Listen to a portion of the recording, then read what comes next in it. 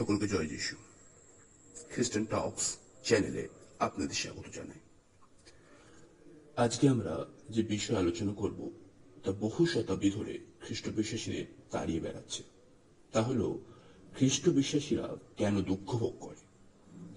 দুঃখ ভোগ হলো একটি আন্তর্জাতিক সমস্যা।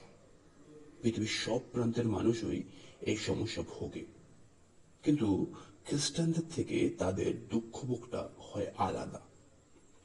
পবিত্র বাইবেলে আমরা যোব বলে এক ধার্মিক ব্যক্তিকে দেখতে পাই। সেও এই একই সমস্যার সম্মুখীন হয়েছিল।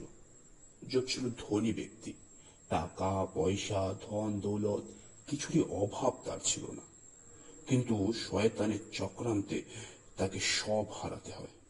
সর্বহারা হয়েও তিনি ঈশ্বরকে না ছাড়ার যে দৃষ্টান্ত সৃষ্টি করেছে তা আজ সকল খ্রিস্ট বিশ্বাসীর কাছে একটি শিক্ষণীয় ব্যাপার।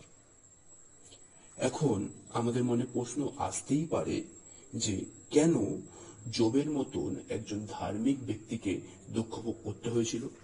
কেনই বা আমরা খ্রিস্ট বিশ্বাসীরা দুঃখ ভোগ করব?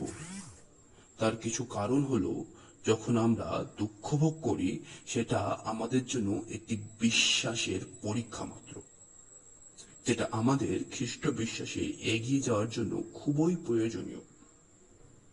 তাহলে কি বলবো, ঈশ্বর আমাদের জেনে শুনে দুঃখ ভোগ দেন? না, ঈশ্বর আমাদের কোনোদিনই কোনো দুঃখ ভোগ দেনই না। দেন কিছু পরীক্ষা, যা কেবল আমাদের ভালোর জন্যই, যা আমাদের বিশ্বাসে এগিয়ে নিয়ে যেতে সাহায্য করে, যা আমাদের মজবুত করে। তাই এবার থেকে যখন দুঃখ আসবে, ঈশ্বরকে ধন্যবাদ করুন, সদা প্রার্থনাশীল হন, ঈশ্বরের আরাধনা করুন। দেখবেন দুঃখ ভোগের শেষে আপনি কতটা মজবুত হয়ে গেছেন। সকলে ভালো থাকুন, সুস্থ থাকুন। আর যদি জীবনে দুঃখ ভোগ আসে, ঈশ্বরকে তাহলে ধন্যবাদ দিন যে তিনি আপনাকে আরো মজবুত করছেন।